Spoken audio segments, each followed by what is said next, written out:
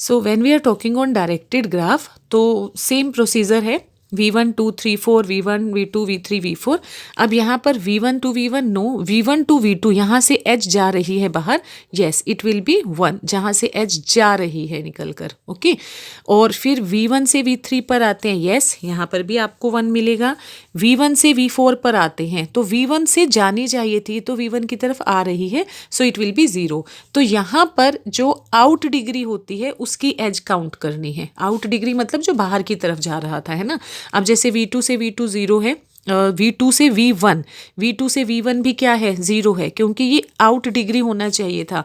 ये V2 की तरफ अंदर आ रहा है, जो अंदर आ रहा है V2 की तरफ उसको हम एज काउंट नहीं करते, जो बाहर जा रही है उसको लेना है। V2 से V2 this is also 0। V2 से V3 ये देखिए अब ये बाहर जा रही है, yes it is 1। And V2 से V4, V2 से V4 इट विल बी 0 क्योंकि ये अंदर आ रही है, ठीक है।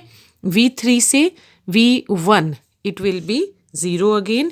V3 से V2 ये जा रही है एक, है ना, सो इट इज़ 1।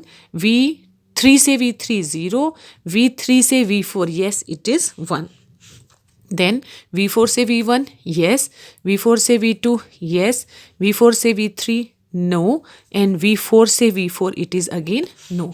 तो डायरेक्टेड ग्राफ में जो बाहर की तरफ एज जा रही है उसको हम काउंट करते हैं 1, और अदरवाइज अगर वो अंदर की तरफ आ रही है उस पर्टिकुलर वर्टेक्स पर तो वहाँ पर आप उसको काउंट नहीं करते।